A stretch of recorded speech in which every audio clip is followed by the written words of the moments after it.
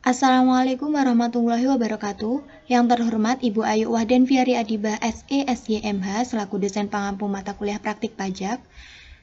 Video ini dibuat untuk memenuhi tugas UAS dari mata kuliah praktik pajak. Dan dalam video ini saya, Adelia Koirunisa dengan NIM akhir 211 dari kelas AKS 4E akan menjelaskan tentang cara pengerjaan atau penyelesaian dari soal UAS praktik pajak. Baik, langsung saja masuk ke soal yang pertama. Jelaskan apa yang dimaksud dengan pajak final dan berikan analisis saudara dari sisi kebijakan apakah alasan diterapkannya pajak final ini. Jadi pajak final atau PPh final itu adalah pajak yang dikenakan dengan tarif dan dasar pengenaan pajak tertentu atas penghasilan yang diterima atau diperoleh selama tahun berjalan. Pajak final yang dikenakan baik dipotong oleh pihak lain maupun yang disetor itu sudah langsung melunasi PPh terutang untuk penghasilan tersebut, sehingga wajib pajak tidak memiliki utang atas penghasilan yang harus dibayarkan. Hal ini berarti nantinya PPh yang dikenakan pada PPh final ini tidak lagi dihitung di surat pemberitahuan tahunan dan juga bukan merupakan kredit pajak di surat pemberitahuan tahunan. Kemudian dari sisi kebijakan, alasan diterapkannya pajak final ini yaitu karena alasan kesederhanaan dan kemudahan dalam administrasinya. Penerapan kebijakan pajak final ini nantinya diharapkan dapat menyederhanakan pengenaan pajak penghasilan atas penghasilan dari usaha, serta dapat memudahkan dan mengurangi beban administrasi bagi wajib pajak. Kemudian yang nomor 2A, menghitung PPh terutang atas penghasilan Bapak Bejo. Kita masukkan laba atau rugi sebelum pajaknya dari soal tadi, 860 juta rupiah, kemudian rekonsiliasi fiskal. Untuk koreksi positifnya, biaya sewa bangunan kita masukkan 24 juta, kemudian biaya administrasi bank atas depositonya 1 juta, biaya rekreasinya 2.500.000. Kemudian untuk koreksi negatifnya, pendapatan bunga deposito kita kurung 15 juta. Kemudian dari laba atau rugi sebelum pajak tadi ditambah dengan koreksi positif, kemudian dikurangi koreksi negatif, hasilnya laba atau rugi fiskal usaha 872.500.000 rupiah. Kemudian untuk penghasilan lainnya itu dari gaji honor dosen 15 juta. Kemudian kita jumlahkan dari laba atau rugi fiskal usaha ditambah penghasilan lain tadi, hasilnya 887.500.000 rupiah. Kemudian PTKP-nya untuk wajib pajak 15.840.000 rupiah. Kemudian untuk istrinya 1.320.000 rupiah. Kemudian untuk tanggungannya 2 dikali 1.320.000 rupiah, hasilnya 2.640.000 rupiah. Kemudian kita jumlahkan PTKP-nya, kemudian dari penghasilan neto fiskal dikurangi PTKP, hasilnya menghasilkan PKP-nya 867.700.000 rupiah. Kemudian untuk PPh terutangnya kita hitung berlapis sehingga menghasilkan PPh terutangnya 205.310.000 rupiah. Kemudian untuk keterangan terkait penghitungan tadi ada beberapa poin. Yang pertama, biaya rekreasi itu dikoreksi positif karena termasuk dalam biaya yang dibebankan untuk kepentingan pribadi pemilik usaha sesuai dengan pasal 9 ayat 1 huruf B. Kemudian untuk poin yang kedua, biaya sewa bangunan dan biaya administrasi bank atas deposito harus dikoreksi sesuai dengan peraturan PP nomor 94 tahun 2010 pasal 13 yang menyatakan bahwa seluruh beban yang muncul dari objek pajak penghasilan final tidak boleh dibebankan dalam laporan laba rugi fiskal. Kemudian poin yang ketiga, biaya sumbangan pembangunan jalan atau pembangunan infrastruktur sosial dapat dijadikan sebagai pengurang selama memenuhi berbagai persyaratan sesuai dengan yang diatur dalam PMK nomor 76/PMK.03/2011. Diasumsikan telah memenuhi persyaratan dalam peraturan tersebut, biaya ini dapat dibebankan. Kemudian poin yang keempat, biaya lain-lain diasumsikan tergolong dalam biaya untuk mendapatkan, menagih, dan memelihara penghasilan dengan rincian dan bukti yang sah sehingga dapat dibebankan. Untuk poin yang kelima, terkait honor sebagai pembicara dan pendapatan dividen tidak dimasukkan dalam penghitungan PPh terutang karena tergolong dalam objek PPh final. Kemudian poin yang keenam, untuk istri, diasumsikan bahwa istri mendapatkan penghasilan yang semata-mata diterima atau diperoleh dari suatu pemberi kerja yang telah memotong pajak penghasilan sesuai ketentuan pasal 21 dan pekerjaan tersebut tidak terdapat hubungan terkait usaha ataupun pekerjaan bebas suami atau anggota keluarga lainnya, sehingga pendapatan istri tidak perlu digabung ke suami dalam penghitungan PPh terutang sesuai dengan Undang-Undang PPh pasal 8. Kemudian untuk poin yang ketujuh, yang menjadi tanggungan dalam penghitungan PTKP itu hanyalah Aminah dan Rahmat, sedangkan Indah belum dapat diperhitungkan sebagai tanggungan karena Indah sehari baru lahir bulan Maret 2010. Padahal penetapan tanggungan dalam PTKP tersebut dilakukan pada awal tahun 2010. Indah baru dapat diperhitungkan sebagai tanggungan pada tahun pajak 2011.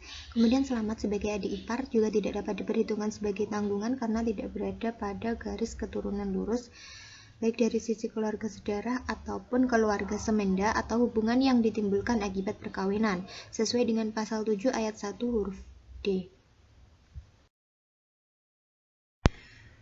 Untuk yang nomor 2B, kita menghitung pajak yang masih harus dibayar. Itu kita masukkan PPh terutangnya. Itu PPh terutangnya dari penghitungan di poin A tadi sebesar 205.310.000. Kemudian kita masukkan kredit pajaknya.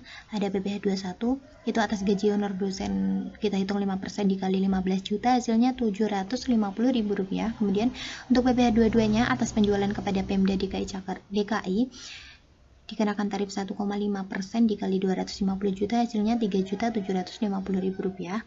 Kemudian untuk PPh 25-nya Rp24 juta. Kemudian kita total kredit pajaknya sebesar Rp28.500.000. Kemudian untuk PPh terutang kita kurangi dengan kredit pajaknya sehingga menghasilkan PPh kurang bayar Rp176.810.000. Kemudian yang C, menghitung PPh 25 yang harus dibayar untuk tahun berikutnya. Kita masukkan PKP 2010-nya, itu tadi yang sudah dihitung di poin A tadi, sebesar Rp867.700.000. Kemudian dikurangi penghasilan tidak teraturnya 100 juta. Kemudian kita kurangkan, menghasilkan PKP teratur Rp767.700.000. Kemudian untuk kita cari tarif berlapisnya, dari 5% dikali 50 juta, hasilnya Rp2.500.000. Seterusnya sampai 30% dikali Rp267.700.000, hasilnya Rp80.310.000. Kemudian untuk PPh terutangnya kita jumlahkan dari 2.500.000 ditambah 30 juta ditambah 6.500 ditambah 80.310, hasilnya Rp175.310.000. Itu untuk PPh terutangnya. Kemudian kita kurangkan dengan kredit pajak. Ada PPh 21 sebesar Rp750.000 dan PPh 22 sebesar Rp3.750.000. Untuk total kredit pajaknya Rp4.500.000. Kemudian untuk PPh terutang kita kurangi dengan pajak, hasilnya Rp170.810.000. Kemudian kita hitung angsuran PPh 25 bulanannya. Total angsuran tahunan tadi dibagi 12, hasilnya Rp14.234.167. Selanjutnya yang nomor 3, penghitungan PPh 21 yang dipotong atas gaji dan bonus yang diterima oleh Bapak Kusuma. Yang pertama, menghitung PPh 21 yang dipotong atas gaji, itu kita masukkan gaji pokoknya Rp22 juta, kemudian tunjangan mobilnya Rp7 juta, tunjangan rumahnya Rp6 juta, premi jam sostek yang dibayar perusahaan Rp500.000. Kemudian kita jumlahkan, penghasilan brutonya jadi Rp35.500.000. Kemudian untuk biaya pengurangnya, itu biaya jabatan dikali dengan penghasilan bruto, 5% dikali Rp35.500.000, hasilnya Rp1.775.000. Karena batas maksimal yang dapat diperhitungkan dalam biaya jabatan itu hanya Rp500.000, jadi kita masukkan Rp500.000. Kemudian iuran pensiun yang dibayar sendiri Rp400.000. Untuk jumlah pengurangnya kita jumlah, kemudian penghasilan bruto dikurangi jumlah pengurangnya tadi, menghasilkan penghasilan neto per bulan Rp34.600.000. Kemudian kita setahunkan penghasilan netonya tadi, karena Bapak Kusuma mulai bekerja dari bulan Juni, jadi kita hitung bulan Juni sampai bulan Desember itu sebanyak 7 bulan dikali penghasilan neto per bulan, hasilnya Rp242.200.000. Kemudian kita hitung PTKP-nya untuk Bapak Kusuma sendiri, kemudian untuk istrinya dan tanggungannya 3, sehingga jumlah PTKP-nya Rp21.120.000. Kemudian penghasilan neto per tahun tadi dikurangi PTKP menghasilkan PKP Rp221.080.000. Kemudian kita hitung PPh terutangnya, tarif berlapis 5% dikali 50 juta dan sisanya dikali 15%. Kemudian menghasilkan PPh terutang itu dari 2.500.000 ditambah 25.662.000, hasilnya 28.162.000. Kemudian untuk PPh 21 sebulannya 2.346.833. Selanjutnya menghitung PPh 21 atas bonus, itu gaji pokoknya dikali 7 bulan. 7 bulan dikali 22 juta hasilnya 154 juta. Kemudian untuk tunjangan mobilnya juga dikali 7 bulan sampai premi jam sosteknya juga dikali 7 bulan. Kemudian bonusnya juga dimasukkan 50 juta. Terus kemudian kita jumlah menghasilkan penghasilan bruto setahun. Karena tadi sudah dikali 7 bulan, jadi itu udah terhitung setahun. Hasilnya 298.500.000 rupiah. Kemudian untuk biaya pengurangnya, ada biaya jabatan 7 bulan dikali 500.000, hasilnya 3.500.000. Kemudian iuran pensiunnya juga 7 bulan dikali 400. Sehingga untuk jumlah biaya pengurangnya 6.300.000. Kemudian kita kurangkan dengan PTKB juga menghasilkan PKB 271.080.000 rupiah. Kemudian untuk PPh terutangnya kita hitung berlapis, mulai dari 5% kali 50 juta, 15% dikali 200 juta, kemudian sisanya dikali 25%. Kemudian PPh terutang atas gaji dan bonus itu kita jumlahkan, hasilnya 37.770.000 rupiah. Kemudian itu dikurangkan dengan PPh 21 atas gaji yang telah kita hitung sebelumnya tadi, dikurangi 28.162, hasilnya PPh 21 atas bonus 9.608.000. Kemudian PPh 21 yang harus dipotong itu tadi dari penghitungan PPh 21 sebulan atas gaji tadi 2.346.833. Kemudian itu untuk PPh 21 atas gaji Desember, sehingga PPh 21 atas bonusnya itu dijumlahkan 2.346.833 ditambah 9.608.000, hasilnya 11.954.833. Kemudian yang nomor 4, soalnya selama bulan Desember 2010 Intan bekerja sebagai sales untuk kegiatan pameran PT Mulia dengan honor sebesar 200.000 per hari. Selama bulan Desember Intan bekerja selama 10 hari dan gaji diakumulasi dan dibayarkan pada akhir bulan. Sedangkan Tita diminta untuk membantu mengerjakan dekorasi untuk kegiatan pameran dengan upah borongan sebesar 1 juta yang diselesaikan selama 4 hari kerja. Hitunglah PPh 21 yang dipotong dari honor yang diterima Intan dan Tita. Terlebih dahulu kita menghitung PPh 21 atas honor yang diterima Intan. Kita masukkan upah bulan Desember yang diperolehnya itu 200 hari dan dikerjakan selama 10 hari. Jadi 10 hari dikali 200.000 hasilnya 2 juta rupiah. Kemudian kita setahunkan penghasilan neto per tahunnya itu 2 juta dikali 12 hasilnya 24 juta rupiah. Kemudian untuk PTKP-nya untuk Intan sendiri 15.840. Kemudian penghasilan neto per tahun dikurangi PTKP-nya itu menghasilkan PKP 8.160.000. Kemudian untuk PPh terutangnya kita kali 5% dikali 8.160.000 hasilnya 408.000. Kemudian untuk PPh terutangnya sebesar 408.000, kemudian PPh 21 yang dipotong bulan Desember sebesar 34.000 rupiah. Kemudian melakukan penghitungan PPh 21 atas upah yang diterima Tita. Upah borongan seharinya kita cari dulu, karena dia mendapatkan 1 juta dan dikerjakan selama 4 hari, maka kita bagi 1 juta dibagi 4 hasilnya 250.000. Kemudian untuk upah sehari di atas batas PKP 150.000, kita kurangkan 250 dikurangi 150.000 hasilnya PKP 100.000. Kemudian untuk upah borongan terutang pajaknya kita kali jumlah harinya tadi 4 dikali PKP-nya 100.000 hasilnya 400.000. Untuk PPh 21 terutangnya kita kalikan 5% dikali 400.000 hasilnya 20.000 rupiah. Kemudian untuk soal yang nomor 5 itu Mr. Smith masih dikategorikan sebagai wajib pajak luar negeri yang membawa namanya sendiri saat bekerja sebagai konsultan, sehingga atas gajinya dikenakan potongan PPh pasal 26 secara final sebesar PPh pasal 26 terutangnya sebesar 20% dikali 3.000 USD dikali 9.000 per USD-nya, hasilnya 5.400.000 rupiah. Kemudian untuk yang nomor 6A, itu menentukan jenis PPh yang terkait dalam setiap transaksi. Untuk poin yang pertama, melakukan impor 200 set komputer dengan harga atau kos termasuk freight dan insurance sebesar 1.300 US dollar per setnya. Kemudian biaya masuk yang ditetapkan 20% dan pungutan pabean lainnya 20 juta. Untuk kurs Menko-nya 9.500 per US dollar dan kurs BI-nya 10.100 per US dollar. Itu untuk poin yang pertama dikenai PPh pasal 22. Untuk poin yang kedua, menjual 15 set televisi kepada Pemda Jakarta, itu dikenakan PPh pasal 22. Untuk yang poin ketiga, menjual barang elektronik untuk kebutuhan kantor, itu tidak dipotong atau tidak dikenai PPh 22 maupun PPh 23 namun terkena PPN. Untuk poin yang keempat, memperoleh fee dari jasa pemasangan peralatan komputer, itu dikenakan PPh pasal 23. Untuk poin yang kelima, membayar jasa manajemen kepada Mr. Brown, kepada Mr. Brown-nya itu dikenakan PPh pasal 26. Kemudian untuk ke Lembaga Manajemen Indonesia itu dikenakan PPh pasal 23. Kemudian untuk poin yang keenam, membayar bunga ke BCA itu terjadi pengecualian objek pemotongan PPh pasal 23 pada yaitu poin penghasilan yang dibayar atau terutang kepada bank.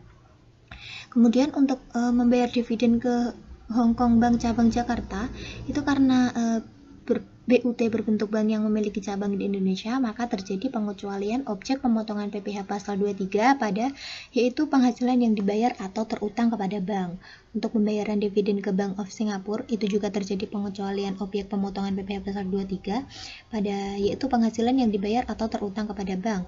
Untuk pembayaran ke PT Materials Jaya terkena PPh pasal 23. Kemudian untuk poin yang ketujuh, membayar audit fee kepada KAP Mega Bandung terkena PPh pasal 23. Untuk poin ke-8 dikenai PPh pasal 23. Selanjutnya untuk poin yang ke-9, membayar dividen kepada para pemegang sahamnya dari keuntungan tahun sebelumnya. Besarnya dividen adalah 5.000 per lembar saham, jumlah saham beredar 300.000 lembar saham. Pemegang saham perusahaan adalah Insinyur Wibawa sebanyak 10.000 lembar saham. Dan di situ Insinyur Wibawa dikenakan PPh final pasal 17. Kemudian untuk yang ke CV Abadi sebanyak 30.000 lembar saham itu dikenakan PPh pasal 23, dan untuk yang ke PT Safari sebanyak 75.000 lembar saham dikenakan PPh pasal 23. Kemudian untuk yang poin ke-10, membayarkan premi asuransi ke Loya Insurance itu dikenakan PPh pasal 26, dan untuk yang PT Asuransi Kita itu tidak dipotong. Kemudian untuk yang poin ke-11, untuk pembelian semen dikenakan PPh pasal 22, untuk yang penjualan semen PPh pasal 22. Kemudian untuk yang poin ke-12, menerima pembayaran dividen itu dikenakan PPh pasal 23. Kemudian untuk nomor 6B, menghitung besarnya PPh yang dipotong. Untuk poin pertama, melakukan impor 200 set komputer dengan harga atau kos termasuk freight dan insurance sebesar 1.300 US dollar per setnya, biaya masuk yang ditetapkan 20%, dan pungutan pabean lainnya 20 juta rupiah. Kurs Mankaunya 9.500 per US dollar dan kurs BI sebesar 10.100 per US dollar.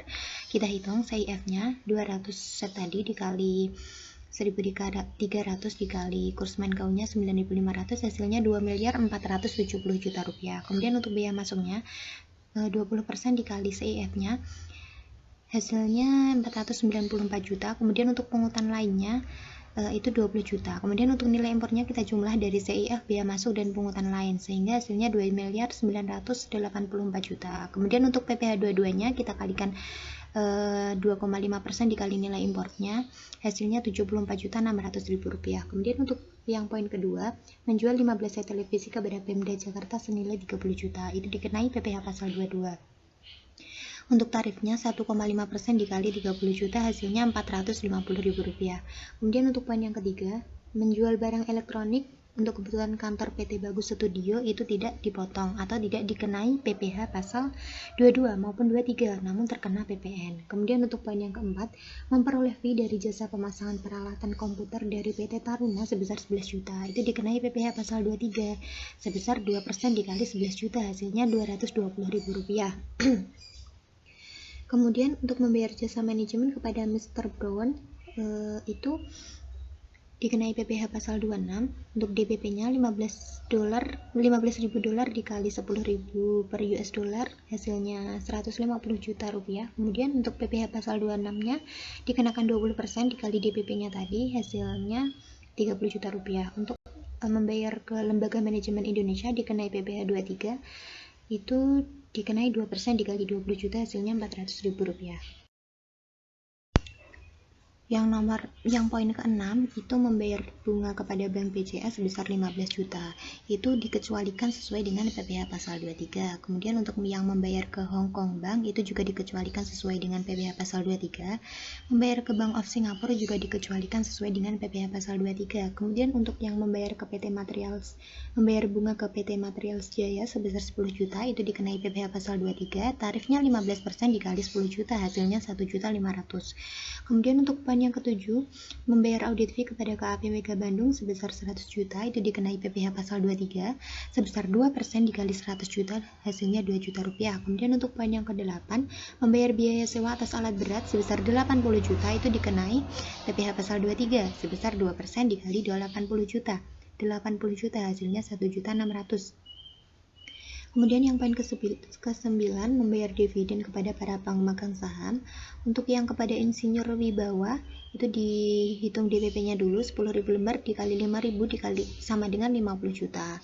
Kemudian dikenai PPh final pasal 17 sebesar 10% dikali DPP-nya 50 juta, hasilnya 5 juta.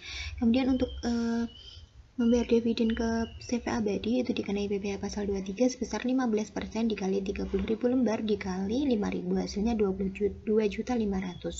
Kemudian untuk ke PT Safari itu dikenai PPh pasal 23 15% dikali 75.000 lembar dikali 5.000, hasilnya 56.250.000. Kemudian untuk poin ke-10, pembayaran premi ke Loya Insurance.